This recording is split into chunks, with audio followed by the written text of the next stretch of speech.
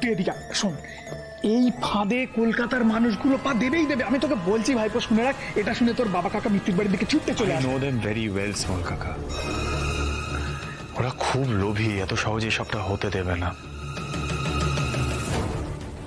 এতটা সহজভাবে সবটা ভেবো না স্মল কাকা। দাদু, তোমার থেকে আমি এরকম ছলচাতুরি এক্সপেক্ট করি না, প্লিজ। আরে এই Jonaki Biswas, don't you ever try to walk down the path of lies. Long রানে যদি জিততে হয় তাহলে truth is the only way. বলিনি এটা তোমাকে আগে?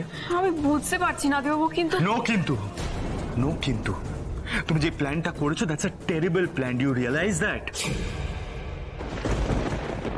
এমনিতেই ওরা কেউ তোমাকে খুব একটা পছন্দ করে না, তার উপরে যদি জানতে পারে দাদু সব সম্পত্তি তোমার নামে করে দিচ্ছে, কি হবে বুঝতে পেরেছো? তোমাকে ছাড়বে ওরা? আপনি শুরুতেই এত মাথা গরম করে ফেলেন না। আমি তো রাজি হয়েছি দাদুর জন্য,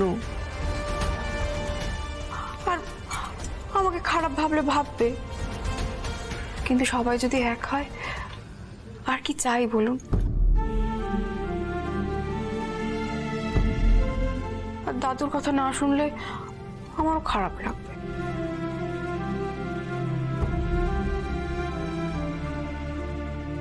তুমি দাদুর কথায় সব করবে? হ্যাঁ, নিজের বিবেক বুদ্ধি আইডিওলজি কিচ্ছু নেই, হ্যাঁ, সব হারিয়ে গেছে।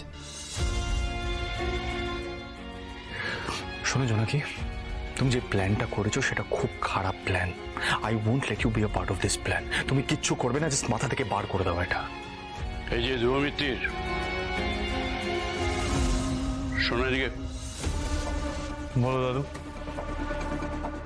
আমার প্ল্যান তুমি বাদ দিতে বলো কোন সাহসে?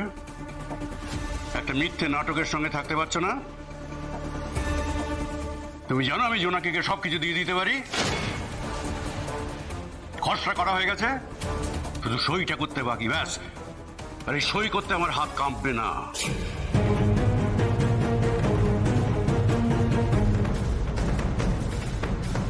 আমাকে তাতিয়ে দিলে কিন্তু ফল ভালো হবে না, বলে দিলাম। তুমি তোমার প্রপার্টি, তোমার সম্পত্তি কার নামে লিখে যাবে সেটা সম্পূর্ণ তোমার বিষয় দাদু। আমার এইসবের মধ্যে কখনো কোনো ইন্টারেস্ট ছিল না, নেই, থাকবেও না। আমি একটাই কথা বলছি, আমি শুধু জোনাকি বিশ্বাসকে এসবের মধ্যে ইনভলভ হতে দেবো না, দ্যাটস ফাইনাল।